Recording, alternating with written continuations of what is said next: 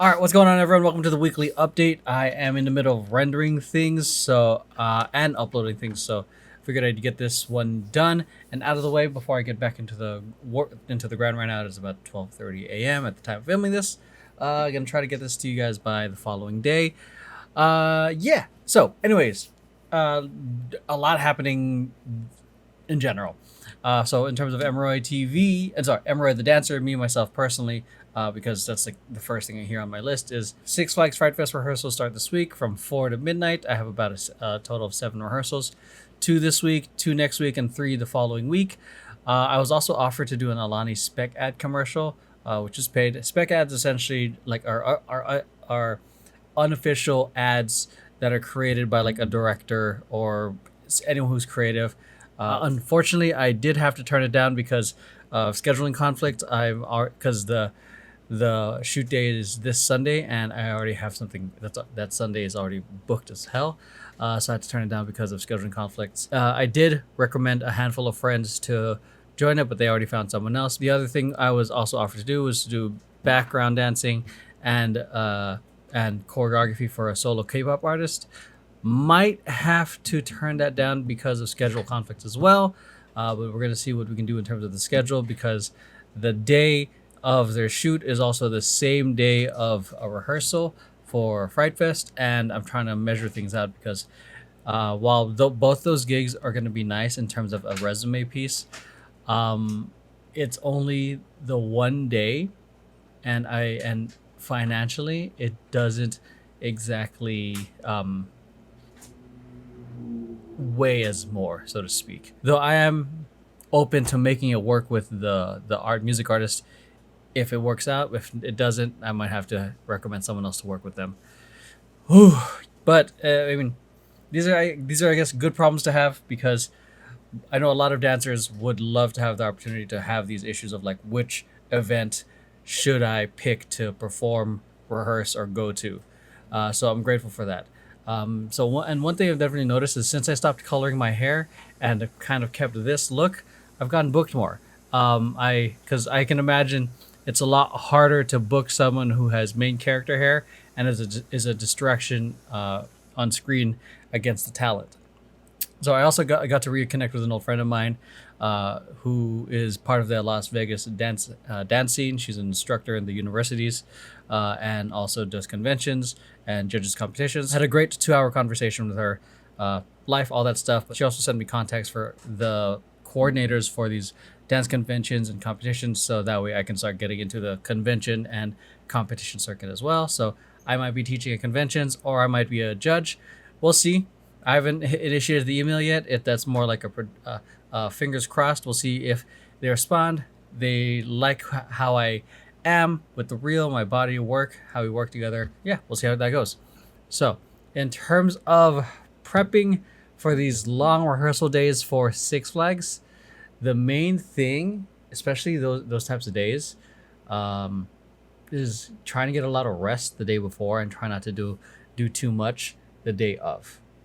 Usually the day of, it's either like a light workout to get the muscles engaged, but also I've found that if I do too much in terms of like working, I'm mentally exhausted the rest of the night, the rest of the rehearsal, or the rest of the performance, because really is the mental game. In terms of other things, is not just the rest and trying to keep it easy mentally, but also making sure that there's food.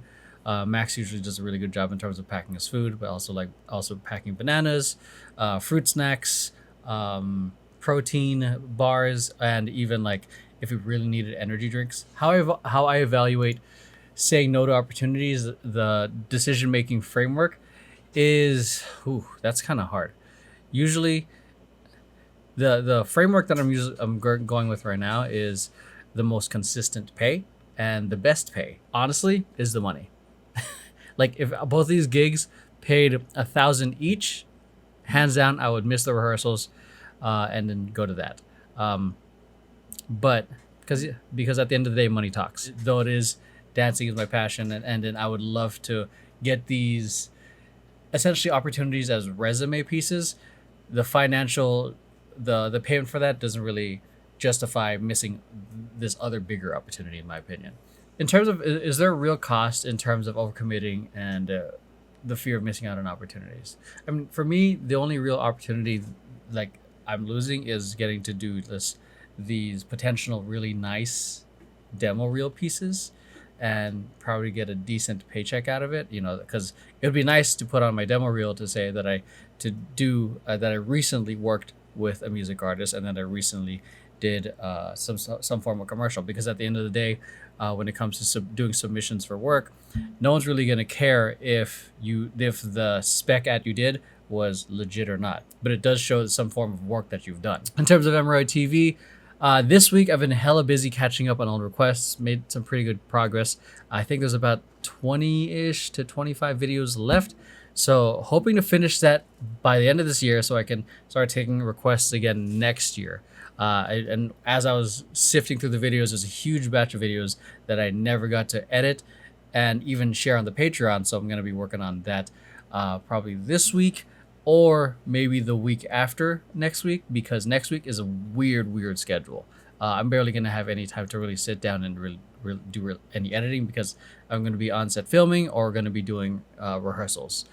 So yeah, but there's a lot of progress. A lot of the requests that were given through the Patreon, a lot of it's already on the Patreon. Patreon edits are very easy because I don't have to do some weird shit for YouTube. I like today, I literally re-edited like 2 or 3 videos at least 5 to 6 times because it kept getting hit with copyright. And that's the hard part with editing some of these requests for YouTube, because I want to make sure that doesn't happen. The next thing is Temper Tantrum.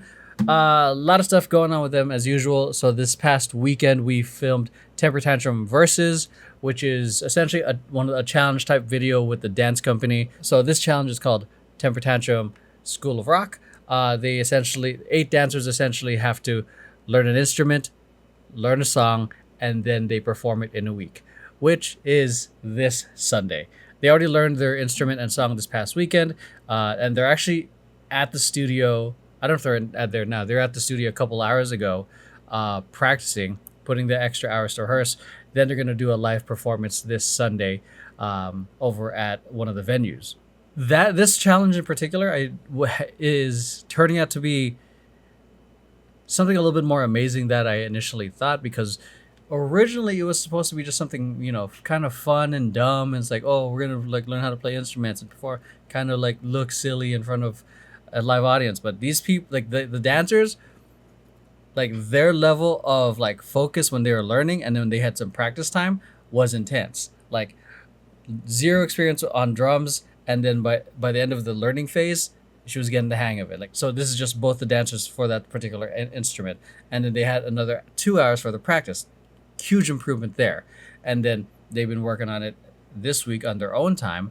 I've come in and out to get some behind the scenes stuff to add to the whole, like, you know, to the whole story, but they've already made leaps and bounds. Some might even say it's like, you know, beginner gains, because it's a new instrument and just nice focused effort with a support group and a great teacher. You can make leaps and bounds in your own progress and in your own journey, because I think that's like one of the things that I'm noticing is like any new endeavor by yourself is scary, but if you're with friends, it's a little less scary. If you're with a great leader, a great instructor, it's even way less scary, because now you have direction and you have a support group.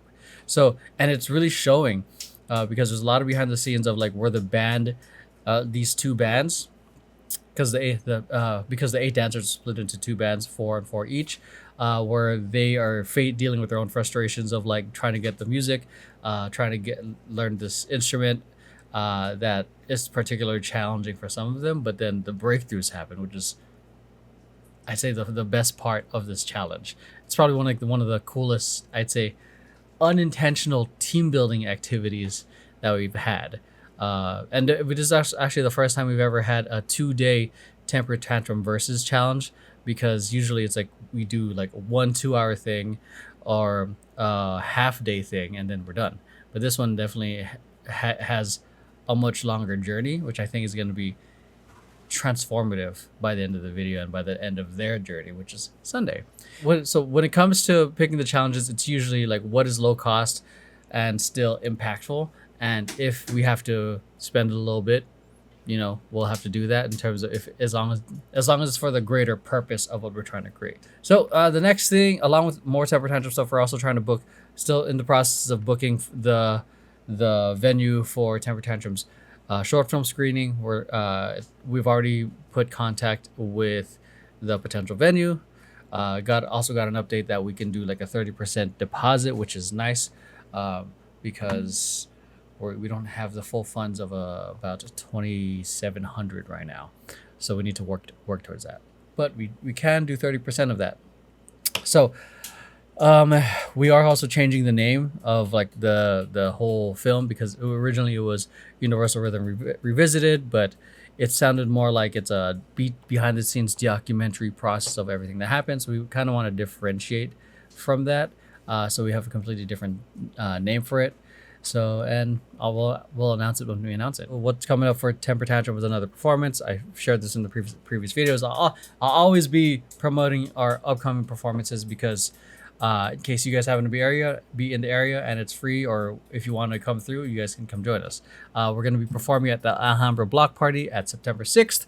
We're going to be performing. Then after that, one of the members are going to be teaching. So I think our slot is going to be between 3:30 and 4, and then from 4 to 5 we're teaching. So if you want to watch us perform or come learn or come dance with us, come through. So in terms of Temper Tantrum, there's another route that we have been exploring, which is the nonprofit route. It's something that we discussed last year in terms of a group. I spoke with leadership, and I also talked about it with several people who are experienced in the nonprofit space, specifically for dancers and dance companies. And I wasn't able to really prioritize it until more recently, because busy, and then things just are getting busier. So I definitely put it more in the forefront. Like, this is a big thing that will really help us. So this important thing got buried amongst a lot of the noise. So just within this week, got a hold of 2 people who are interested in being part of the board of directors. If you are unfamiliar with the nonprofit space, and this is something I'm learning, is that the board of directors, if there's someone who's an active, I guess, employee or member of the group, there has to be at least 51% more of non-employees, if that makes sense. So me being the executive director of Temper Tantrum, if there's one of me, there has to be 2 other people who are not employees to help do the whole checks and balances thing. Got into that conversation. We can definitely start moving with the paperwork and the process in terms of going towards nonprofit. There's a lot of paperwork that I have to go through with the person who's helping me out with that. The main reason that we're even considering the nonprofit route is because it's going to give us a 501(c)(3) status, which is going to be nice for donations and for and access to potential grants, because there's a lot of grant funding that we see, but the requirement is to be a nonprofit, a 501(c)(3). Personally, for me, it's not ideal. I'd much rather be making a lot of our profits off our own content, our own merch sales, but the fact is we're not there. And that's going to be, and my main goal at the end of the day is to pay the dancers. And it's been a few years trying to do our own thing, and it's just a hard lesson to swallow that the vehicle of earning money through dance in a sustainable way is very, very hard, especially like from my own experience of going from gig to gig to gig, seasonal gigs, one-time gigs, and a lot of people just offering really low pay, and dealing with those current circumstances. The current route that I was trying to go through, I don't think is viable immediately, which is one of the reasons I'm considering nonprofit, because a lot of dance companies that I see are able to pay their dancers because they've gone the nonprofit route, which allows them to pay the dancers, pay venues, get ticket sales, essentially get the cash infusion they need for operations and everything else, which is something that we could use. So, and I've thought about investors as well, but honestly, I don't know any investors who would be interested in investing in such a high risk type of industry, because then we'd also have to be heavy on trying to get that return for that investor, which I personally wouldn't. I'd much rather not go into debt for that. So the qualities I'm looking for in the board members are they have to believe in the vision, they have to believe in the dancers, the leadership, and they can't be going in trying to push their own agenda in terms of what they want for this company. One of the reasons I hesitate even the whole nonprofit space is because even though I'm the executive director now, once there's a board of directors, there's someone above me, which is the president of the board of directors, which I'd have to answer. And then there's, it depends on the bylaws in terms of like how things work, but I'm not a fan of having a boss per se or asking for permission to execute on certain ideas. And I'm not, especially not a huge fan of someone pushing their agenda on something that I'm doing, which is especially something that I started. That's something that I hesitate on, and that's someone ideally the the board of directors are aligned with how I'm leading the team and where I'm taking it. So in terms of Vision Paradox, we finished a huge batch of content for the comedian client. We already have a couple videos hitting 1,000 views, which is nice considering that they've only been active for about a month and a half, which is great. The median views are between like 130, 150. For one of our other clients, they are currently going through a big rebranding because there's a big issue, I can't really say, that essentially is affecting them from operating. Which is causing them to rebrand. We're going to be meeting with them after Labor Day. The main way that we support our clients through crisis situations and rebrands is we just sit, listen, and try to figure out how we can support, and essentially kind of try to redirect it where like this might be a blessing in disguise, because if they're rebranding, it also is an opportunity to start anew in a sense, go for a different direction. This particular client was sad about having to do the rebranding because they've had this particular branding for close to 8 years. But after talking about it, he sees that there's a bigger picture and how much more impactful it can be. So, and also an old client came back. They're going to be looking to bring us in to film and update their courses, and also manage some of their social media using the lectures from their classes. So the last update is Ochacha. We did a check-in recently with the Temper Tantrum team and Ochacha.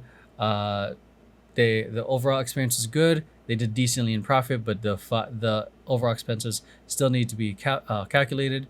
They're going to be changing the venue from working with a restaurant to having a separate venue with their own food that they cater. That way they can control kind of the environment, because they didn't exactly have the best experience with this one. Even though the show was great, behind the scenes was a little bit challenging, which I support. If they can deliver the same show and still have a great experience and still deliver great food, I fully support them. So the next show that they're having is in September for their maids. The recent show that they did was just for their butlers. The upcoming one is for their maids. They have two as well. They're going to be doing a day show and a night show. The financial and creative trade-offs between the different venues, I could really speak on the creative side. Is they're going to have a lot more control in the space and how much bigger the space can be and what they can do and what they can serve. The other space, as nice as it was and with what they worked with, it was a little small, and there's some aspects of it were limiting. And also correction, not profit. They did decently in revenue. So, okay, so lesson of the week. Lesson of the week. I think the lesson of the week is a little bit more of a reflection. I was watching an episode from Cinema Therapy about time, And the thing is, I'm gonna butcher this, but if you haven't seen it, it's essentially about the main character who has the ability to go back in anywhere in time within his timeline. He can't go to the future. He can just go back into the past. And there was a thing that the father, who also has that same ability, that he said to his son about using his power. He said, "Live the day as a regular day, deal with the everyday stresses and demands that you have to deal with, and then do it again. And then how would you deal with it differently, knowing that you're going to deal with that stress? How would you approach life differently?"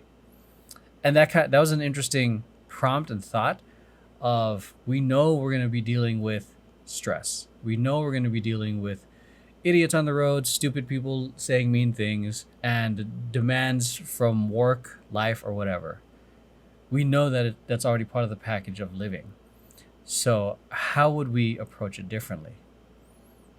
And that definitely made me more reflective in how I approach my day to day, on because I know I can go like hard as a motherfucker on work, but what are the parts in that? Because I know I need to handle the work, but what are the parts in that where I can do differently, that's aligned on the other aspects that matter to me, such as relationships.